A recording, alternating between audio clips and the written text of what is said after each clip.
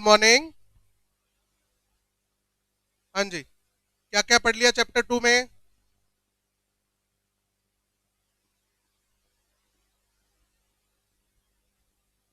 Foundation वाला पढ़ लिया था सारा।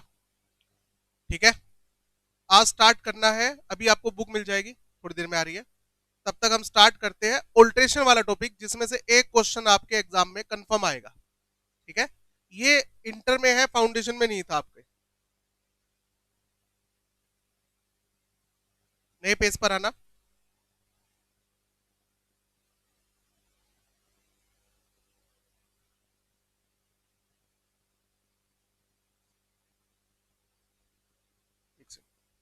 हेलो।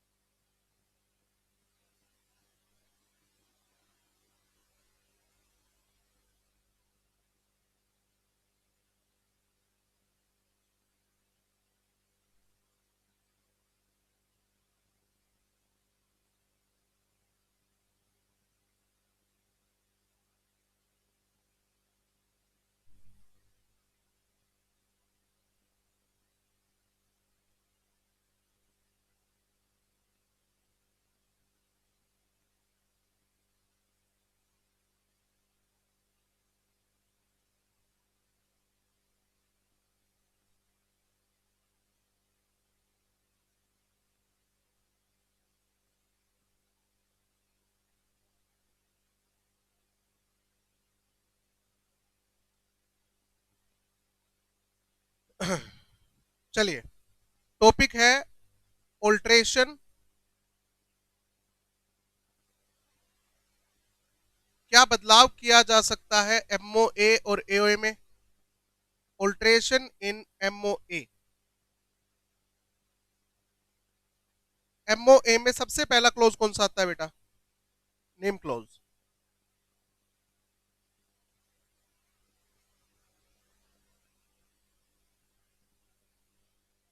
क्या नेम को बदला जा सकता है? सबसे पहले तो समझो कि हमें नेम बदलने की जरूरत क्या पड़ गई। सेंट्रल गवर्नमेंट की राय में कंपनी को कोई भी ऐसा नाम नहीं मिलना चाहिए जो सेंट्रल गवर्नमेंट की राय में क्या है, अनडिजायरेबल है। No company no company shall be allotted a name which is which is undesirable in the opinion of in the opinion of central government. किसी भी कंपनी को ऐसा नाम अलॉट नहीं करना है जो सेंट्रल गवर्नमेंट की राय में क्या हो, अनडिजायरेबल हो, मतलब जो सही ना हो। ठीक बात है। किस नाम को आप अनडिजायरेबल बोलोगे? अगर आपका नाम आइडेंटिकल है। What is the meaning of identical? Same. अगर आपका नाम बिल्कुल सेम है, और too nearly resembles too nearly resembles resemble करना मतलब मिलता जुलता। सर थोड़ा बहुत तो मिलता जुलता हो ही सकता है, थोड़ा बहुत नहीं, टू नियरली रिजेंबल, काफी हद तक मिलता जुलता है। मैं इसके एग्जांपल्स भी दूंगा अभी आपको। अगर किसी कंपनी का नाम सेम है या काफी हद तक मिलता जुलता है with the name of with the name of existing company. किस नाम से? जिस नाम से ऑलरेडी कोई कंपनी बनी हुई है। एलएलपी। एलएलपी पता है? Limited liability partnership. And trademark. ठीक है। अच्छा, जिंदल स्टेनलेस स्टील नाम से कंपनी बनी हुई है, तो क्या जिंदल स्टेनलेस स्टील नाम से कोई दूसरा बंदा कंपनी बना सकता है? नहीं बना सकता। अच्छा, Jindal stainless limited public company है, तो क्या कोई इस नाम से प्राइवेट कंपनी बना सकता है? ना। इस नाम से कोई भी कंपनी नहीं होनी चाहिए, ना ओपीसी, ना प्राइवेट और ना public. Name shall be unique. किन्हीं दो कंपनियों के नाम सेम नहीं हो सकते। अच्छा सर, मैं जिंदल स्टेनलेस स्टील नहीं, मैं जिंदल स्टील नाम से बनाना चाहता हूं। कहते ये भी नहीं मिलेगा, वैसे इस नाम से भी कंपनी बनी हुई है, बट अगर आप स्टेनलेस वर्ड हटा के सिर्फ जिंदल स्टील रखना चाहते हो तो भी ये नाम अवेलेबल नहीं होगा, क्योंकि आपका नाम काफी हद तक मिलता जुलता है। डेल टेक्नोलॉजी नाम से कंपनी बनाना चाहता हूं, कहता ऑलरेडी बनी हुई है बेटा। कहता सर डेल टेक्नोलॉजी नहीं, डेल टेक नाम से कंपनी बना लू तो टेक्नोलॉजी वर्ड पूरा ना लिख के टेक लिख दूंगा। कहता फिर काफी हद तक क्या है, मिलता जुलता है। तो इस तरह का कोई भी नाम आपको अवेलेबल नहीं होगा। सर प्रॉब्लम क्या है, पब्लिक कंफ्यूज हो जाएगी। आज डेल टेक्नोलॉजी नाम से डेल टेक नाम से हमें एक कंपनी और बनाने दे और आप उसी नाम से अपने लैपटॉप्स बेचना शुरू कर दो, तो पब्लिक क्या हो जाएगी, मिसलीड हो जाएगी। क्या ये वही कंपनी है जो डेल ओरिजिनल पॉपुलर कंपनी है, हो जाएगी ना कंफ्यूज। मैगी नाम की कंपनी है, मैगी नाम की कोई कंपनी नहीं है। Maggi is registered trademark of Nestle company, Nestle company है और मैगी क्या उसका रजिस्टर्ड ट्रेडमार्क है। तो कहता सर मैं क्या मैगी नाम से कंपनी बना सकता हूं, कहता नहीं। कहता सर मैगी नाम से तो कोई कंपनी नहीं बनी हुई, तो फिर क्या दिक्कत है, कहता रजिस्टर्ड ट्रेडमार्क है भाई। पता है ना ट्रेडमार्क क्या होता है, कोई नाम या कोई सिंबल जो आपको लगता है कि मैंने बनाया, मैंने क्रिएट किया है, तो आप उसको अपने नाम पर क्या करवा सकते हो, रजिस्टर करवा सकते हो, ताकि कोई और इसको यूज ना कर सके। Point clear, okay. दूसरा, आपका नाम अनडिजायरेबल माना जाएगा अगर आपका नाम अगेंस्ट है, against the provisions of emblems and name act 1950। अच्छा, आपने ये +2 में भी पढ़ा होगा, फाउंडेशन में भी पढ़ा होगा। आपके नाम में रॉयल, किंग, एम्परर, इंपीरियल इस तरह के वर्ड नहीं हो सकते, क्योंकि किसको शो करते हैं, गुलामी को। और इंडिया एक डेमोक्रेटिक कंट्री बन चुका है, ये राजा महाराजा वाला टाइम गया। तो ये जो वर्ड है ना, गुलामी को शो करते हैं। रॉयल, किंग, एम्परर, एम्प्रेस, ये वर्ड है ना, गुलामी को शो करते हैं। तो इस तरह के वर्ड आपको अलाउड नहीं है, ठीक है। ये एम्बलम्स एंड नेम एक्ट में लिखा हुआ है। एम्बलम्स का मतलब क्या होता है, चिन्ह, मार्क्स। कुछ सिंबल ऐसे हैं, कुछ मार्क्स ऐसे हैं जो आप अपनी कंपनी के अंदर यूज नहीं कर सकते, जैसे अशोक चक्र, विजय स्तंभ, ये सिर्फ गवर्नमेंट यूज कर सकती है, कोई कंपनी वाला या कोई नॉर्मल पर्सन ये सिंबल यूज नहीं कर सकता। तो इस एक्ट में लिख रखा है कि कौन कौन से नाम और कौन कौन से चिन्ह आप यूज नहीं कर सकते या नॉर्मल पब्लिक यूज नहीं कर सकते।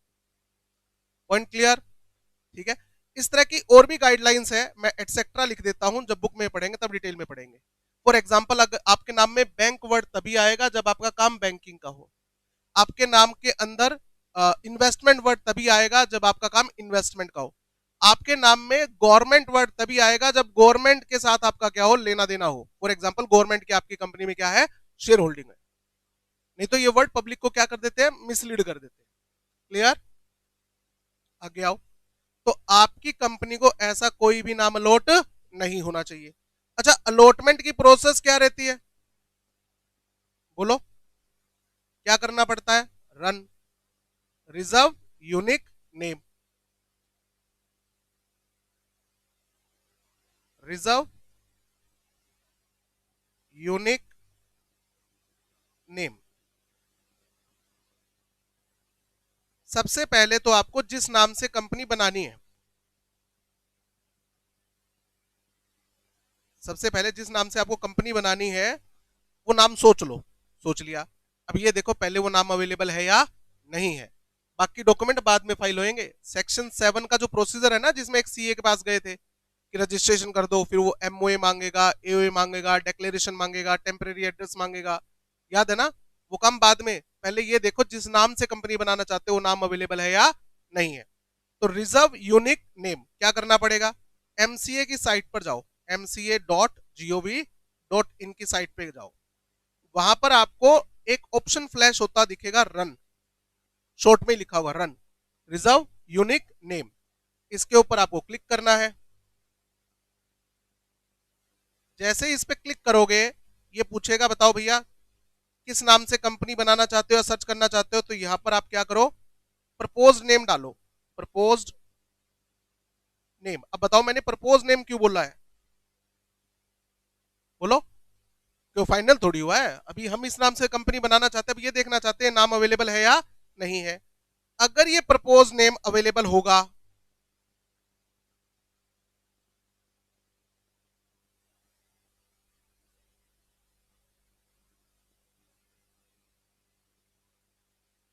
दो बातें होंगी, या तो प्रपोज नेम अवेलेबल होगा या प्रपोज नेम अवेलेबल नहीं होगा।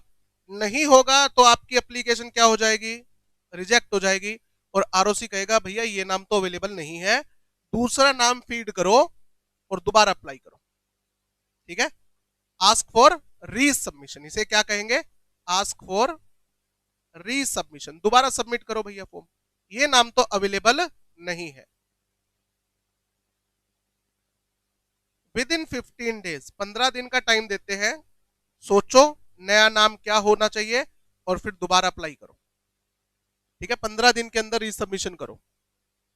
अगर ये नाम अवेलेबल है तो क्या होगा, साइट पर लिखा आएगा कि दिस नेम इज अवेलेबल, इसको रिजर्व कर दें, इसको रिजर्व कर दें, कहता जी रिजर्व कर दो, आपका ये नाम रिजर्व हो जाएगा 20 डेज के लिए। रिजर्व द नेम फॉर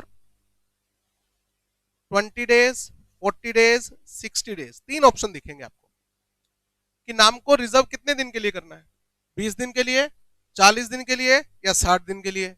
हमने पूछा फर्क क्या भाई, कहता इसके लगेंगे 1000 रुपए फीस, इसके लिए लगेगी 1000 रुपए फीस, 40 डेज के लिए चाहिए तो फीस लगेगी 1000 प्लस 1000। अब बताओ 1000 प्लस 1000 क्यों लिखा, 1000 तो लगने ही थे, प्लस 20 डेज और चाहिए, 1000 रुपए और दे दो। कहता 60 डेज चाहिए तो 1000 तो लगने ही थे, प्लस में 1000 और प्लस में 2000। क्या समझ में आया बच्चों, इनिशियल, अब देखो क्या बोल रहा हूं, इनिशियल 20 डेज जिसको हम ओरिजिनल 20 डेज भी बोलते हैं, उसके लिए फीस कितनी है, 1000 रुपए। सर मुझे 20 दिन और चाहिए, 1000 और दे दो, सर मुझे 20 दिन और चाहिए, 2000 और दे दो। तो टोटल अगर 60 दिन के लिए रिजर्व करवाता हूं तो टोटल कितनी फीस देनी पड़ेगी, 4000 रुपए। 40 दिन के लिए रिजर्व करवाना चाहता हूं तो, और सिर्फ 20 दिन के लिए करवाना चाहता हूं तो 1000। अब सोचो मैं इतने दिन क्यों मांग रहा हूं, क्योंकि अभी नाम रिजर्व हुआ है, बाकी डॉक्यूमेंट भी तो तैयार करने हैं, एमओए, एओए, डिक्लेरेशन, फिर उसको फाइल करना है। अगर आपको लगता है ये सारा काम मैं 20 दिन के अंदर अंदर कर लूंगा तो कितने दिन के लिए रिजर्व करना चाहिए, 20 दिन के लिए। आपको लगता नहीं सब्सक्राइबर दूसरे स्टेट में रहते हैं तो एमओए पे किसके साइन होने चाहिए, सब्सक्राइबर के, तो दूसरे सब्सक्राइबर से साइन करवाना, फिर बाकी अप्रूवल लेना, टाइम लग जाएगा मुझे, तो फिर 40 दिन के लिए रिजर्व करवा लो। आपको लगता है 40 दिन भी थोड़े है, 60 के लिए रिजर्व करवा लो। पॉइंट समझ में आ रहा है, सर मैंने तो 20 के लिए रिजर्व करवाया था, अच्छा अब लग रहा है दिन कम पड़ेंगे, 18 दिन हो चुके हैं, मेरे डॉक्यूमेंट अभी तैयार नहीं हुए, कोई बात नहीं, 1000 रुपए और दे दो, 20 का कितना हो जाएगा, 40। अच्छा ऐसा हो सकता है, बिल्कुल एडिशनल फीस है, अब जब चाहे तब टाइम क्या कर सकते हो, बढ़वा सकते हो। पॉइंट सब में आ रहा है थोड़ा थोड़ा, हाँ थोड़ा थोड़ा। अब समझिए मैंने एबीसी लिमिटेड कंपनी नाम रिजर्व करवा लिया, सपोज करो 20 दिन के लिए, ओके। आरओसी के पास यानी कि इस साइट पे अगले दिन कोई बंदा गया और वो कहता है मुझे XYZ लिमिटेड नाम चाहिए, मुझे XYZ लिमिटेड नाम चाहिए। आरओसी कहता सर्च करते हैं, आरओसी कहता नहीं नहीं ये नाम तो नहीं मिलेगा। कहता क्या बात कर रहे हो भाई साहब, मैंने पूरी सर्वे किया है, इस नाम से कोई कंपनी नहीं बनी हुई, आप नाम क्यों नहीं दे रहे। कहता भाई साहब नहीं, नाम नहीं बना, सॉरी इस नाम से कंपनी नहीं बनी हुई है, बट ये नाम कल ही रिजर्व हुआ है। अब पहली प्रायोरिटी किसको मिलेगी, जिसने नाम रिजर्व करवा रखा, जो 1000 रुपए देके जा चुका है उसको मिलेगी प्रायोरिटी। वो कहता सर उसने नाम रिजर्व करवाया, कंपनी बनाई तो नहीं है, मैं अभी बना दूंगा। कहता नहीं भाई साहब, जिसके नाम पे रिजर्वेशन होगी 20 दिन पर उसके लिए रिजर्वेशन होगी। अब आपको ये नाम कब मिलेगा जो दूसरा बंदा आया है, बताओ, जब पहला वाला बंदा 20 दिन में डॉक्यूमेंट लेके ना आए या एक्सटेंशन के लिए अप्लाई ना करे। ट्रेन में होता ना, आपने सीट रिजर्व करवा ली, आप और एक बंदा और कहता है सर मुझे भी जाना उस जगह पर, कहता भाई साहब ऑलरेडी सीट रिजर्व है। कहता सर मुझे कैसे मिलेगी, कहता अगर वो डे पर या एक दिन पहले कैंसिल करवा लेता है या जिस दिन ट्रेन जानी है उस दिन आएगा नहीं तो ये सीट किसको मिल जाएगी, आपको। सेम फंडा है बेटा, थोड़ा थोड़ा समझ में आ रहा है। तो नाम सबसे पहले प्रपोज नेम क्या करना पड़ेगा, एमसीए की साइट पर जाके रन पर क्लिक करके चेक करना पड़ेगा अवेलेबल है या नहीं है। अगर वो अवेलेबल नहीं है तो फिर नया नाम सोचो और 15 दिन के अंदर फॉर्म दोबारा सबमिट करो, ठीक है। अगर नाम अवेलेबल है तो ये रिजर्व हो जाएगा, कितने दिन के लिए वो आपकी चॉइस है, 20 दिन, 40 दिन, 60 दिन। Clear, okay. 1000 रुपए फीस होती है इसकी नाम पर ये रन अप्लाई करने के लिए। तो अगर आपका नाम अवेलेबल नहीं है किसी वजह से, तो आपको रीसबमिशन करने के लिए कहा जाएगा, और रीसबमिशन पे भी नाम अवेलेबल नहीं हो तो 1000 रुपए गए आपके। अब दोबारा से अप्लाई करना पड़ेगा नए नाम के। रीसबमिशन सिर्फ एक बार मिलेगा। क्लियर? दोबारा देखो, मैंने यहां से दो वर्ड पिक किए। सबसे पहले अनडिजायरेबल का मतलब क्या है, ये आपको क्लियर हो गया, ठीक है। और उसके बाद दूसरा वर्ड मैंने क्या पिक किया कि नाम अलॉट कैसे होता है, ये भी आई थिंक आपको क्लियर हो गया। कितने बच्चों को समझ में नहीं आया? कुछ पूछना है तो पूछ लो, फिर आगे बढ़ेंगे बेटा, क्योंकि इंपॉर्टेंट टॉपिक है ये।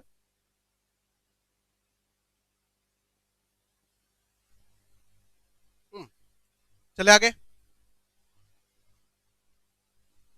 अब देखो, आपको नाम रिजर्व करवाना पड़ सकता है बी सिचुएशन में भी।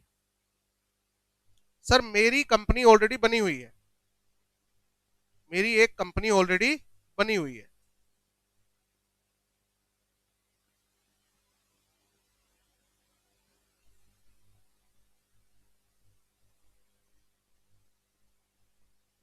ठीक है।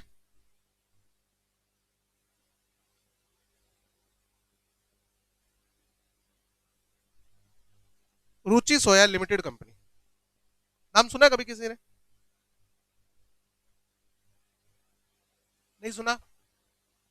कभी पॉपुलर कंपनी होती थी बेटा, तेल वगैरह का बिजनेस था, ठीक है। काम इसका पिट गया, इसका काम पिट गया। बाबा रामदेव जी आए और उन्होंने इस कंपनी को खरीद लिया।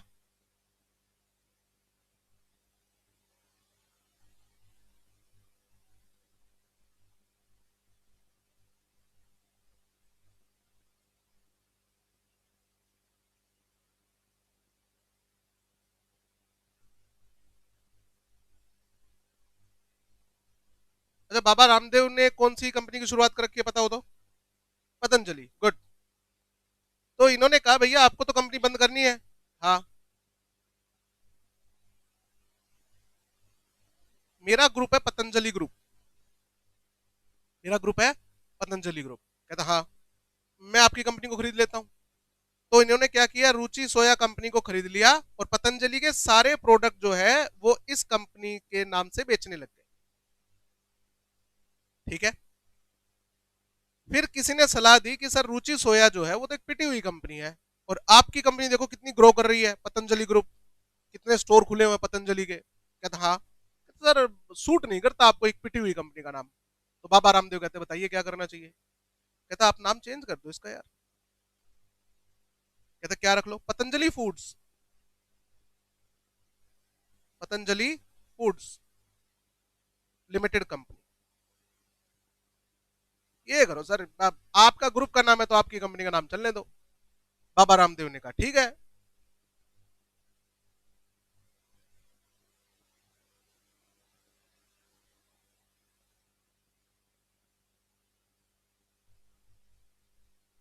तो बाबा रामदेव ने कंपनी का नाम क्या कर दिया, चेंज कर दिया, यानी कि उल्टा कर दिया। अब सबसे पहले ये तो देखना पड़ेगा ना, पतंजलि फूड जिस नाम से कंपनी बनाना चाहते हो नाम अवेलेबल है या नहीं है। तुम तो नाम चेंज करना चाहते हो, क्या पता इस नाम से ऑलरेडी कोई कंपनी बनी हुई हो, या किसी का और का ट्रेडमार्क हो। ट्रेडमार्क तो इनका था, कहते ट्रेडमार्क का कोई चक्कर नहीं है, ट्रेडमार्क हमारा है रजिस्टर्ड, हमें पता है पतंजलि। अब इस नाम से कोई कंपनी बनी हुई है या नहीं बनी हुई है वो चेक करना पड़ेगा। तो यहां पर क्या करना पड़ेगा, रन। क्या करना पड़ेगा, रन रिजर्व यूनिक नेम। कहां आएगा ये ऑप्शन, एमसीए की साइट पे जाओ .gov.in। अब बताओ मैं क्या कर रहा हूं, मैं कंपनी बना रहा हूं या कंपनी का नाम चेंज कर रहा हूं जो बनी हुई है। हाँ, तो अगर ये नाम अवेलेबल है, अगर ये नाम अवेलेबल है तो कितने दिन के लिए रिजर्व होगा, 20, 40, 60? कहता नहीं, सीधा 60 डेज के लिए।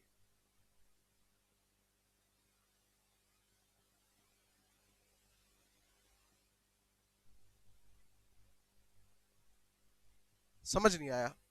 अभी सब में आएगा। जब भी कोई एग्जिस्टिंग कंपनी अपना नाम चेंज करना चाहती है तो उसके लिए स्पेशल रिजोल्यूशन पास होता है। क्या पास होता है, स्पेशल रिजोल्यूशन। अगर मैं ये कहूं कि नाम रिजर्व होगा 20 डेज के लिए, तो जिस जनरल मीटिंग में स्पेशल रिजोल्यूशन पास होना है उसका 21 दिन पहले तो नोटिस जाता है बेटा। हर जनरल मीटिंग से पहले मेंबर को नोटिस जाएगा, कम से कम 21 दिन पहले का नोटिस जाता है। तो 20 दिन का तो हो ही नहीं सकता बेटा। यहां पर कहते हैं आपको मैक्सिमम कितना टाइम दिया जाएगा, 60 डेज, कि पहले तो आप हाँ करोगे कि नाम अवेलेबल है, फिर हम बोर्ड मीटिंग करेंगे, फिर जनरल मीटिंग का नोटिस फाइनल होगा, फिर जनरल मीटिंग का नोटिस भेजेंगे, फिर जनरल मीटिंग होगी, फिर रिजोल्यूशन पास होगा, फिर उसकी कॉपी आपको सबमिट करवाएंगे। कहता है यार टाइम क्या लगेगा, मिनिमम, मीडियम या मैक्सिमम, मैक्सिमम, और मैक्सिमम टाइम कितना है, 60 डेज। तो अगर कंपनी प्रपोज्ड है तो 20, 40, 60 है, क्योंकि वहां पर कोई रिजोल्यूशन थोड़ी पास करवाना है। यहां पर क्या है, कंपनी ऑलरेडी बनी हुई है। तो जब एमसीए वाले अप्रूवल दे देंगे ना कि हाँ ये नाम अवेलेबल है, तो उसके बाद लंबा तामझाम है। पहले बोर्ड ऑफ डायरेक्टर की मीटिंग होगी, फिर जनरल मीटिंग का नोटिस फाइनल होगा, फिर जनरल मीटिंग का नोटिस भेजा जाएगा, फिर जनरल मीटिंग होगी, फिर एसआर पास करना पड़ेगा, और फिर उसकी कॉपी किसके पास सबमिट होगी, आरओ के पास। तो इसलिए अगर एग्जिस्टिंग कंपनी है और उसको अपना नाम चेंज करना है, तो वहां पर रन में कितने दिन अवेलेबल होते हैं, 60। और अगर कंपनी नई कंपनी है तो नाम कितने दिन के लिए रिजर्व होगा, कहते सर आपके पास ऑप्शन है 20, 40, 60। इस तरह के क्वेश्चन एमसीक्यू में आते हैं बेटा, इस तरह के क्वेश्चन एमसीक्यू में आते हैं।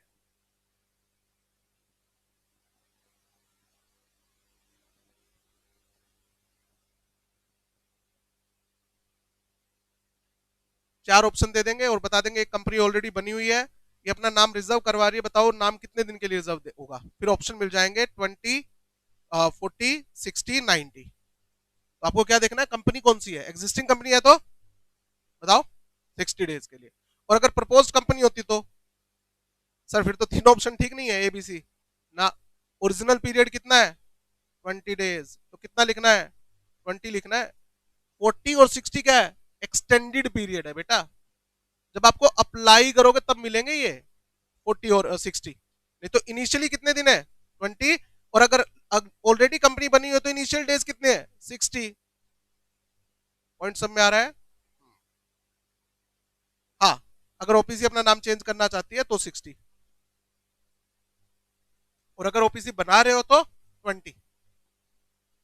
ये पॉइंट क्लियर हुआ। हाँ, अब कहानी क्या है ये समझिए। ऑल्ट्रेशन, क्या नेम क्लोज को ऑल्टर किया जा सकता है, इसी के नीचे लिखेंगे ऑल्ट्रेशन इन नेम क्लोज।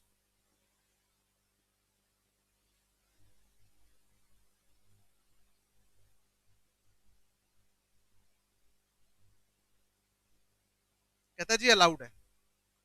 अब दो रास्ते निकलते हैं हम यहां पर। हाँ जी बेटा,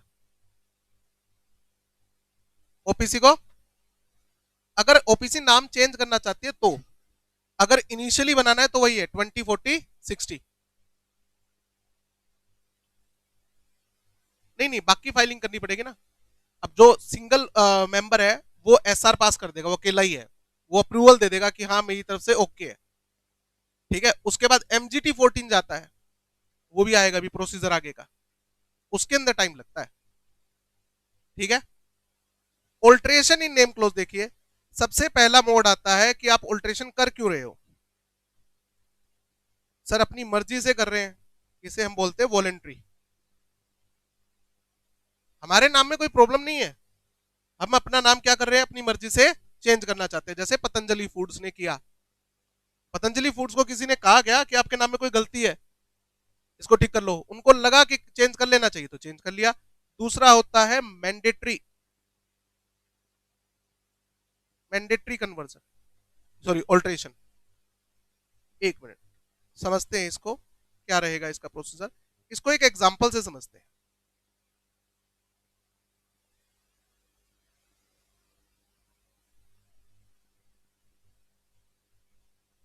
ये कंपनी बनी, कंपनी, इस कंपनी का नाम ले लेते हैं ABC limited company incorporated in 2025, incorporated in 2025। इसके पास में एक कंपनी वाले ने या एक ट्रेडमार्क ओनर ने क्या भेज दिया, नोटिस भेज दिया। एग्जिस्टिंग कंपनी और ट्रेडमार्क ओनर, और इसकी कंपनी का नाम क्या है? ABC private limited company. ये इनकॉर्पोरेट हुई थी, इनकॉर्पोरेटेड इन 2020। तो बताओ पहले कौन बना? ये प्राइवेट लिमिटेड कंपनी बनी या ट्रेडमार्क ओनर बना? इसने इसको नोटिस भेज दिया, क्या बात भाई, आपने हमारा नाम क्या कर लिया? यूज कर लिया है। आपने हमारा नाम क्या कर लिया है? यूज कर लिया है। कंपनी वाले कहते हैं भाई ये तो गड़बड़ हो गई। हाँ, हमारे नाम क्या है? सेम है। कंपनी वाले कहते हैं क्या चाहते हो बताओ? चेंज करो भैया अपना नाम। अब बताओ कंपनी क्या ये कह सकती है मैं क्यों चेंज करूं, तुम चेंज कर लो? क्या कंपनी ये बहस करे इसके साथ? क्यों नहीं, पहले वो बनी हुई है। ठीक है, कंपनी कहते हैं ठीक है भाई, हम नाम क्या कर लेते हैं? चेंज कर लेते हैं। अब बताओ इसे क्या कहा जाएगा? वॉलंटरी? सर मैंडेटरी नहीं है ना। देखो कंपनी को नाम चेंज करना पड़ेगा, अभी बताता हूँ। कंपनी ने कहा ठीक है, आप मेरे ऊपर कोई लीगल एक्शन मत लेना, हमसे गलती हो गई, हमने गलती से आपका नाम क्या कर लिया है? कॉपी पेस्ट कर लिया है। आप हम पे कोई लीगल एक्शन मत लेना, हम अपना नाम क्या कर लेते हैं? चेंज कर लेते हैं। तो अब क्या करना पड़ेगा? सबसे पहले रन करो। रन में क्या? बी। ध्यान से देखो ऊपर, मैंने रन में दो बनाए हुए हैं, ए और बी। अब बताओ रन बी में क्या है? Reserve unique name by existing company. तो कितने दिन के लिए नाम रिजर्व होगा? 60 डेज के लिए। उसके बाद क्या करो? एसआर पास करवाओ, स्पेशल रिजोल्यूशन। किससे पास करवाना है? Special resolution. देखो जब भी ओ आर और एस आर वर्ड आए तो किसकी बात चल रही है? जनरल मीटिंग की बात चल रही है बेटा। बोर्ड मीटिंग में ओ आर एस आर नहीं होता, बोर्ड मीटिंग में एक ही रिजोल्यूशन होता है, बोर्ड रिजोल्यूशन। बोर्ड मीटिंग में जो रिजोल्यूशन पास होता है उसे क्या कहते हैं? Board resolution, B R. Company के अगर ज्यादातर डायरेक्टर ने यस कह दिया तो वो काम होगा, नहीं तो नहीं होगा। ओ आर और एस आर वर्ड जब भी आए तो इसका मतलब क्या है? जनरल मीटिंग की बात चल रही है, और जनरल मीटिंग किसकी होती है? मेंबर्स की, इक्विटी शेयर होल्डर्स की। क्लियर है? एस आर पास करवाओ। हाँ, अब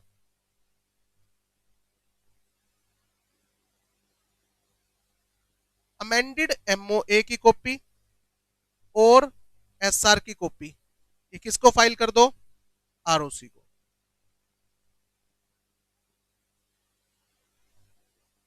ये फाइल किसके पास फाइल करनी है? ये डॉक्यूमेंट दोनों आरओसी के पास। आरओसी कहता है बताओ क्या करना है? सर हम अपना नाम चेंज कर रहे हैं। कहता है नाम ऐसे थोड़ी चेंज होता है, मेंबर से पूछना पड़ता है। ये देखो जी मेंबर की अप्रूवल, ये रही मेंबर की अप्रूवल। आरओसी कहता है ठीक है, आपका नाम अब क्या रखना है? कहता है हमारा नाम पहले क्या था? एबीसी लिमिटेड कंपनी था ना, इसको काट के क्या कर दो? एक्स वाई जेड कर दो। सपोज करो इन्होंने अब अपना नाम क्या रखा है? एक्स वाई जेड, ये नाम कर दो। आरओसी कहता है ओके, हम आपका नाम क्या कर देते हैं? चेंज कर देते हैं। अब जब भी कंपनी का इनकॉर्पोरेशन होता है तो क्या आता है? एक सर्टिफिकेट ऑफ इनकॉर्पोरेशन आता है। उसमें क्या लिखा होता है बताओ? सबसे पहली चीज क्या लिखी होती है? कंपनी का नाम, कि आपकी कंपनी को इस नाम से रजिस्टर किया जाता है और इस तारीख से। तो बताओ सर्टिफिकेट ऑफ इनकॉर्पोरेशन दोबारा इश्यू होगा या नहीं होगा? बोलो। बिल्कुल होगा, नया आएगा। क्यों आएगा नया? नाम चेंज हो गया ना। तो अब आपको एक नया सर्टिफिकेट ऑफ इनकॉर्पोरेशन इश्यू होगा जिसमें आपका नया नाम लिखा होगा। रजिस्ट्रेशन नंबर सेम ही रहेगा। रजिस्ट्रेशन नंबर क्या रहेगा? सेम रहेगा। रजिस्ट्रेशन नंबर का कंपनी के नाम से कोई लेना देना नहीं है। आपको नया सर्टिफिकेट ऑफ इनकॉर्पोरेशन इश्यू हो जाएगा कि आज के बाद, अब देखो रुचि सोया का जो रजिस्ट्रेशन नंबर है और पतंजलि का जो रजिस्ट्रेशन नंबर है सेम है, सिर्फ नाम चेंज हुआ है बेटा, बट सर्टिफिकेट नया आ जाएगा। और ये फाइनल एविडेंस है कि अब आपका नाम क्या हो गया है? चेंज हो गया है। कंक्लूसिव मतलब फाइनल एविडेंस कि आपका नाम क्या हो गया है? चेंज हो गया है। कोई दिक्कत इसमें? चलूं आगे। सर कंपनी कहती है कि हमें तो नहीं लगता कि हमने आपका नाम कॉपी किया है, या अगर हम चेंज ना करें तो क्या कर लोगे? कहता है सर अगर आप चेंज नहीं करोगे तो फिर मुझे कहां जाना पड़ेगा? सेंट्रल गवर्नमेंट के पास जाना पड़ेगा। क्योंकि किसकी जिम्मेदारी थी कि किसी भी कंपनी को ऐसा नाम ना अलॉट किया जाए जो अनडिजायरेबल हो। किसकी जिम्मेदारी थी? सेंट्रल गवर्नमेंट की। तो कहता है अगर आप चेंज नहीं करोगे अपना नाम तो मेरे को कहां जाना पड़ेगा? सेंट्रल गवर्नमेंट के पास। चलो देखते हैं क्या कहता है ये। एग्जिस्टिंग कंपनी और ट्रेडमार्क ओनर ये किसके पास जाएंगे? सेंट्रल गवर्नमेंट के पास। कहता भैया ये आपकी जिम्मेदारी थी, किसी भी कंपनी को ऐसा नाम नहीं मिलना चाहिए जो अनडिजायरेबल हो। इस नाम से कंपनी बन कैसे गई, जबकि ये नाम, कंपनी का नाम तो मेरे को अवेलेबल था, कैसे बन गई बताओ? जब रूल ये है कि ऐसा नाम मिलना ही नहीं चाहिए जिस नाम से ऑलरेडी कंपनी बनी हुई है, एलएलपी बनी हुई है, ट्रेडमार्क बना हुआ है, तो इस नई कंपनी को ये नाम मिल कैसे गया? जब आप बुक पढ़ोगे ना तो उसमें लिखा होगा ड्यू टू इनएडवर्टेंस और अदरवाइज। इनएडवर्टेंस का मतलब होता है गलती हो गई। आरओसी भी तो इंसान है, जब आपको नाम अलॉट कर रहा है, गलती हो गई। अदरवाइज, अब कोई काम या तो गलती से होता है या जानबूझ के। अब जानबूझ के कैसे होगा? रिश्वत, मनी भाई, ठीक है, पैसा देके कोई भी काम हो सकता है बेटा। वट एवर, सिंपल सी बात है कि नाम कैसे लौट हो गए ये बाद में देखेंगे। रिश्वत से हुआ या फिर उससे गलती हो गई, वो एक इंटरनल मैटर रहेगा एमसीए वालों का। बात ये है, ये एप्लीकेशन लेके चले गए। एप्लीकेशन, एक मिनट बेटा, मैं भूल जाऊंगा, रट्टा मार के आऊं। एप्लीकेशन किस लिए? To order the company, to order the company to change its name.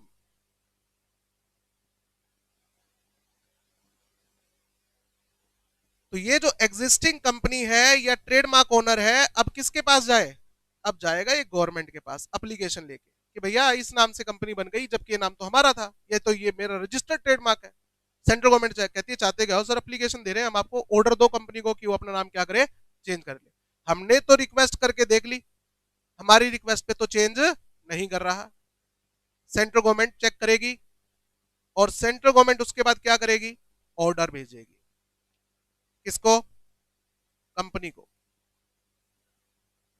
Order the company to change the name.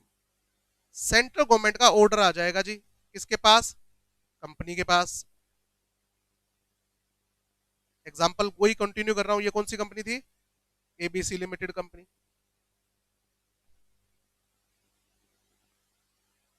अपना नाम क्या करो? चेंज करो। कहता है क्यों? इस ऑर्डर में सब कुछ लिखा होगा, क्योंकि इस नाम से ऑलरेडी एक प्राइवेट कंपनी बनी हुई है या इस नाम से एक ट्रेडमार्क है। आप अपना नाम क्या करो? चेंज करो। ठीक बात है। अब कंपनी वाले कहते हैं जी कर लेंगे चेंज, आज ऑर्डर आया, कल थोड़ी चेंज हो जाएगा, थोड़ा टाइम तो दो। कहते बिल्कुल, थोड़ा टाइम दिया। कितना टाइम? 3 महीने, विद इन 3 मंथ्स। 3 महीने का टाइम दे रहे हैं।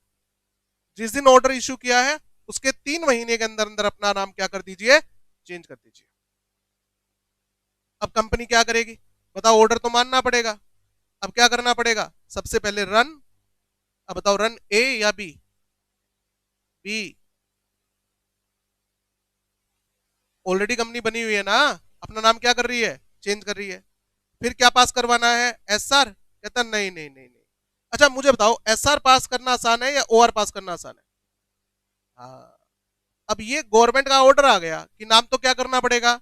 चेंज करना पड़ेगा, और 3 महीने में करना पड़ेगा, और नहीं करोगे तो अभी बताएंगे क्या क्या होगा तुम्हारे साथ। तो यहां पर क्या लिखना चाहिए? ओआर। एसआर की बजाय ओआर, क्योंकि ये काम करना पड़ेगा। तो जो काम करना पड़ेगा उसको मुश्किल बनाना चाहिए, इजी बनाना चाहिए। इजी। कितने बच्चों के माइंड में क्वेश्चन आ रहा है सर ओआर भी क्यों? क्योंकि नाम तो चेंज करना पड़ेगा 3 महीने में, तो ओआर भी क्यों? ओआर और एसआर क्या होती है? परमिशन। किसकी?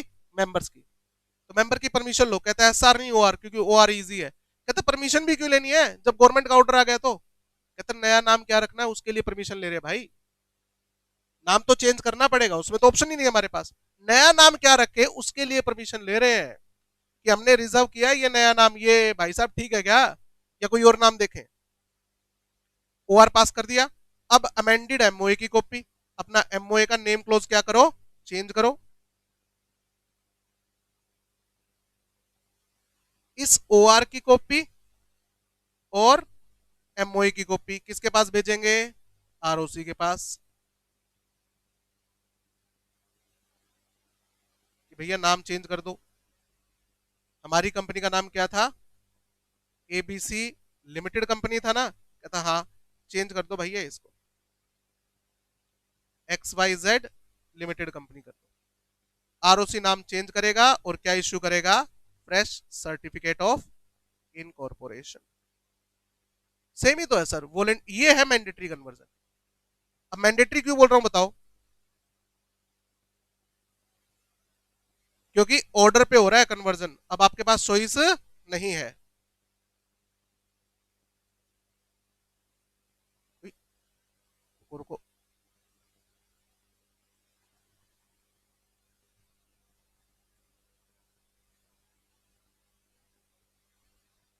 समझ में आया।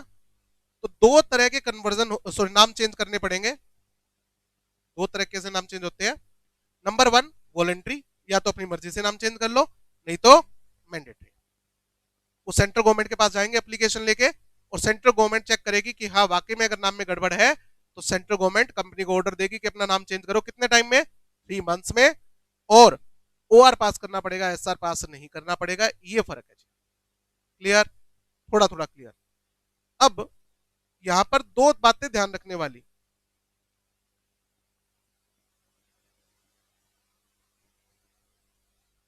सबसे पहली बात, फिलहाल चल रहे बिहार में इलेक्शन, तैयारी फुल जोरों पे है, सेंट्रल गवर्नमेंट चल रही है बिजी, तो सेंट्रल गवर्नमेंट ने ये पावर किसको डेलीगेट कर रखी है, रीजनल डायरेक्टर को। सेंट्रल गवर्नमेंट ने पावर किसको डेलीगेट कर रखी है, रीजनल डायरेक्टर।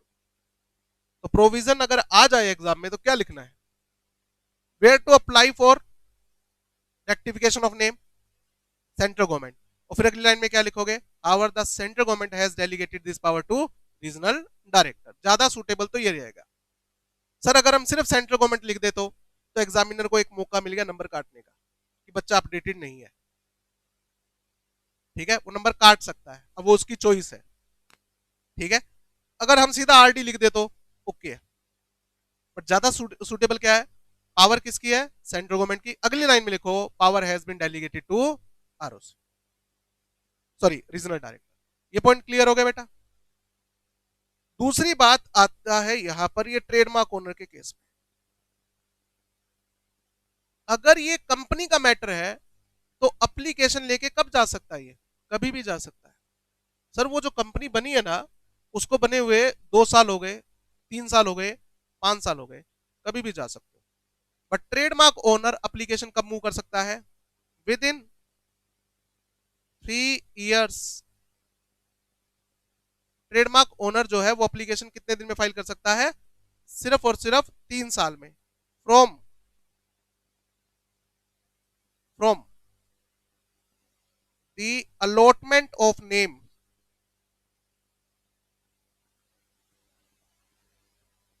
To company. जिस दिन कंपनी को नाम अलॉट हुआ है उसके 3 साल के अंदर अंदर अप्लीकेशन आपको फाइल करनी पड़ेगी।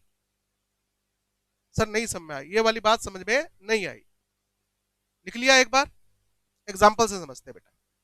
इस पॉइंट को समझने के लिए ना एक अच्छा एग्जाम्पल लेते हैं, स्टार लगाया मैंने इसके सामने, एग्जाम्पल लेते हैं इसका।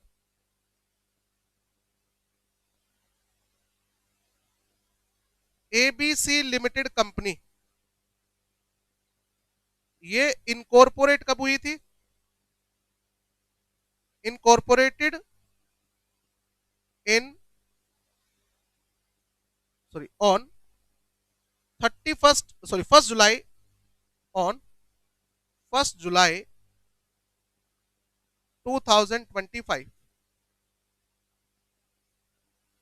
और ये जो नाम है ना, इस नाम से ऑलरेडी एक कंपनी बनी हुई है, company already in existence. With same name, with same name.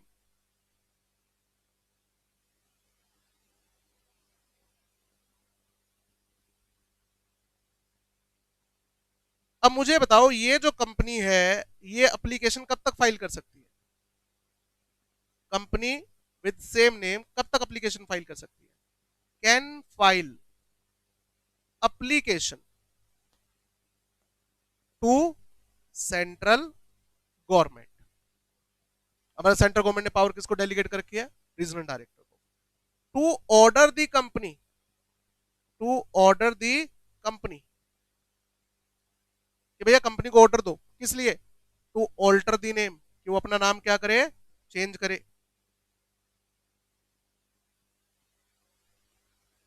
Can file the application to central government. अब बताओ ये एप्लीकेशन कब फाइल कर सकते हैं?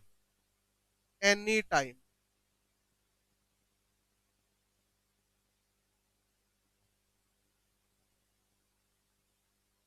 ये एप्लीकेशन कब फाइल कर सकते हैं? कभी भी। 2028 में फाइल करना चाहते हो, 2030 में फाइल करना चाहते हो, 2035 में फाइल करना चाहते हो, जब तुम्हें ठीक लगे तब एप्लीकेशन फाइल करते हो। बट अगर यही केस किसका बन जाता? अगर यही केस बन जाता ट्रेडमार्क ओनर का,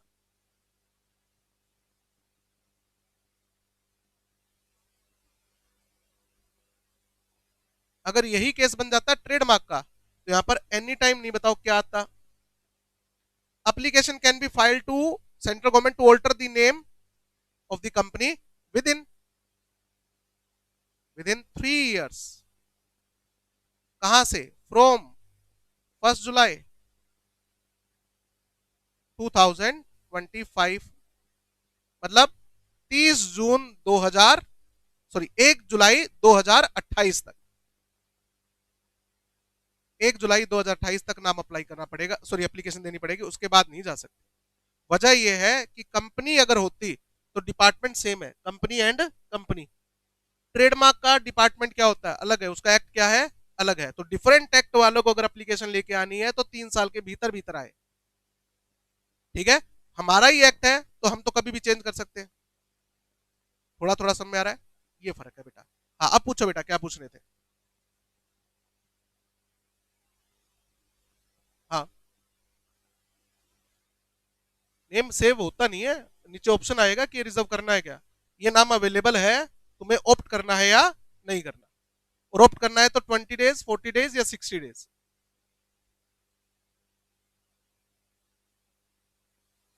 हाँ, बिल्कुल डिट्टो नहीं मिलेगा, बिल्कुल डिट्टो नहीं मिलेगा। यहाँ पर आरओसी के साथ क्या होती है? सेटिंग होती है कि तुम एक काम करो, अपने नाम में ये स्पेलिंग आगे पीछे कर दो, और उसके बाद अप्रूव किसको करना है?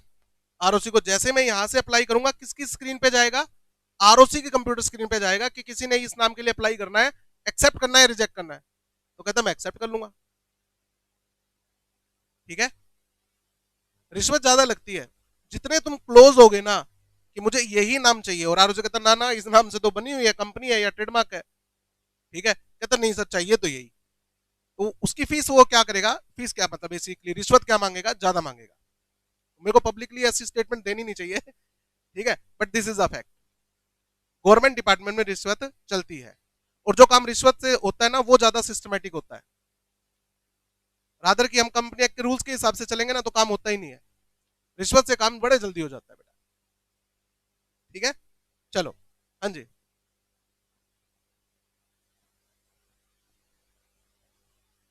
फर्स्ट एग्जांपल में ये वाला, ये यहाँ पर ले लेते हैं ये वाला एग्जांपल। इसमें बताइए क्या करो।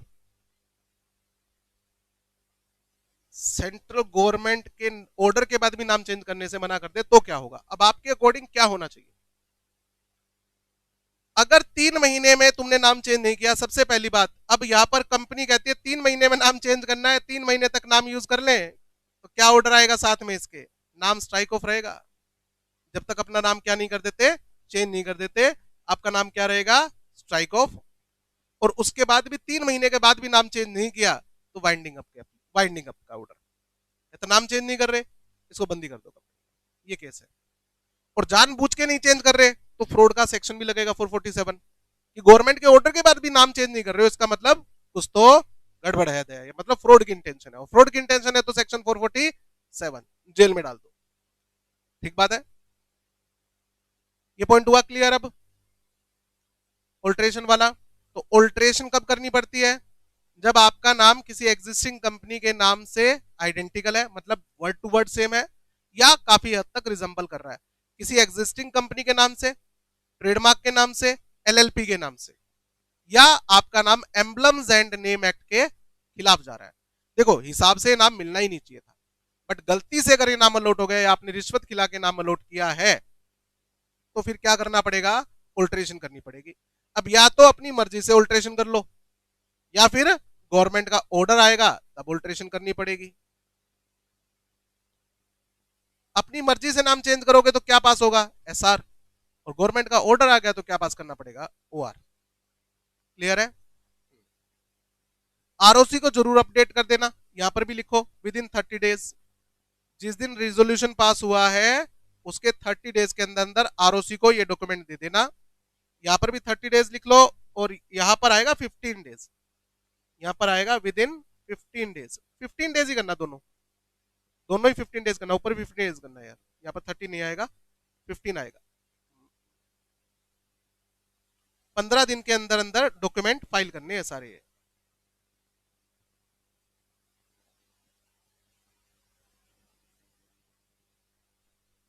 क्लियर?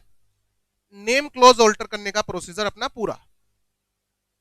ठीक है, अगला क्लोज बताओ कौन सा आता है? Situation close. सेकंड क्लोज,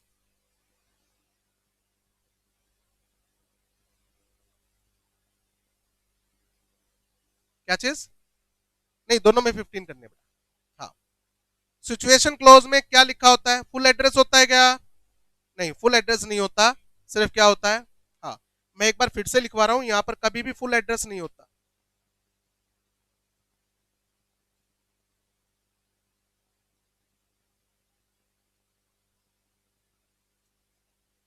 तो फिर क्या मेंशन होता है?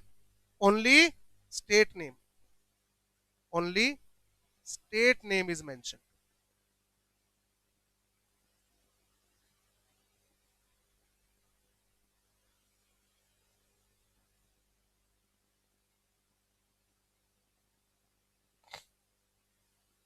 अब बताओ, क्या कोई कंपनी अपना रजिस्टर्ड ऑफिस चेंज कर सकती है? क्या कोई कंपनी अपना सिचुएशन चेंज कर सकती है?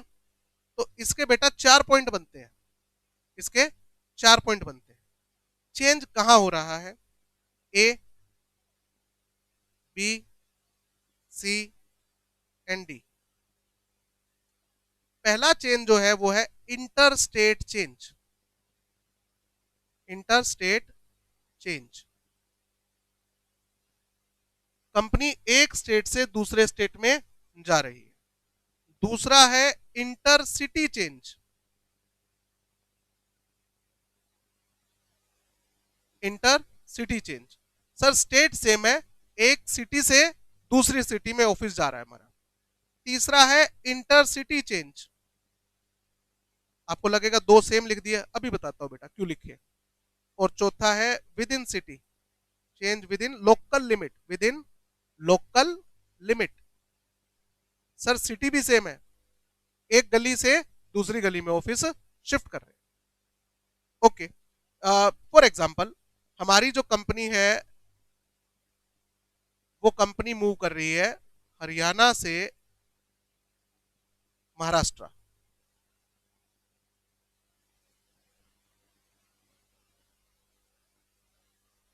ठीक है, यहां पर लिखता हूं आरओसीज जुरिडिक्शन इज चेंज्ड। यहां पर लिखता हूं ROCs jurisdiction is not changed.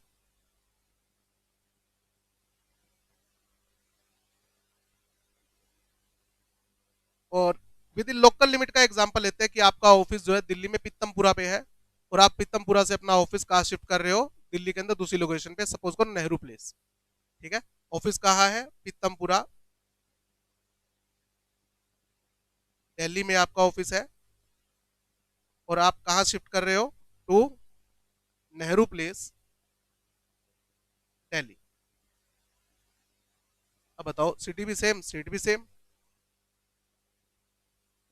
एक मिनट सर, अभी भी कुछ समझ में नहीं आया। ये जुडिक्शन ऑफ आरओसी इज चेंज, ये थोड़ा सा कंफ्यूज कर रहा है। हाँ बेटा, करेगा। सबसे पहले what is the meaning of jurisdiction बताओ? Area of power, area of power. जो गवर्नमेंट के ऑफिसर्स होते हैं ना, उनको एक एरिया बताया गया होता है कि तुम्हें इतना एरिया क्या करना है, संभालना है। उसे क्या कहा जाता है लीगल लैंग्वेज में? जुडिक्शन, एरिया ऑफ पावर। ठीक है। हर स्टेट का एक आरओसी होता है, मैंने आपको बताया। लगभग हर स्टेट का एक आरओसी होता है। इंडिया में दो स्टेट ऐसे हैं, तमिलनाडु एंड महाराष्ट्र। ये दोनों याद कर लेना, क्योंकि सिर्फ दो ही स्टेट इंडिया में ऐसे हैं जिसके ऊपर ये क्वेश्चन बनेगा।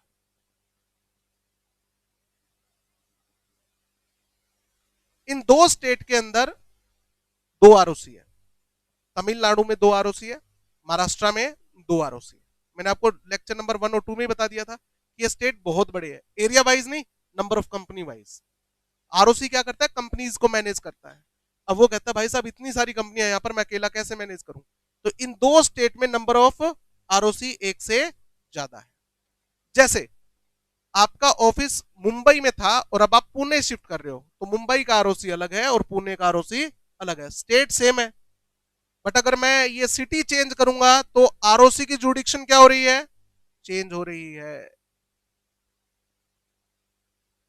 चेन्नई का आरओसी अलग है और कोयम्बटूर का आरओसी अलग है, दोनों ही तमिलनाडु में है, बट दोनों के आरओसी क्या है? अलग अलग है।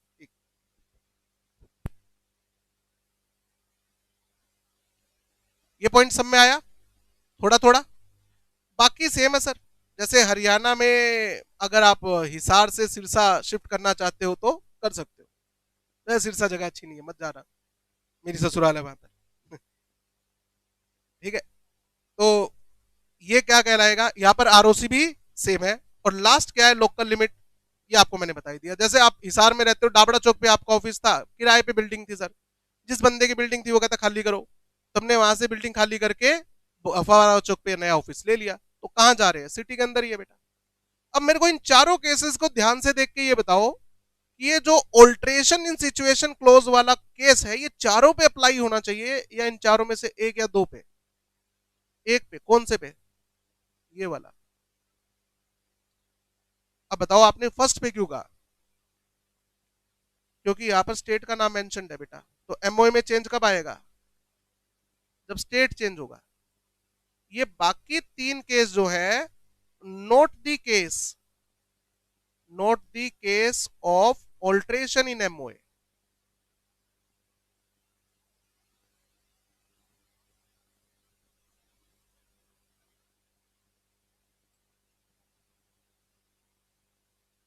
इन तीन केसेस, मैं ये नहीं कह रहा ये तीन केस अलाउड नहीं है, मैं कह रहा हूं इन तीन केस का प्रोसीजर अलग है। जब स्टेट चेंज करना है तो ये ऑल्ट्रेशन इन एमओए के अंदर आएगा, सेक्शन 13 में आएगा। अब इसका प्रोसीजर पढ़ेंगे कल। ठीक है? ये सारा समझ आ गया बेटा?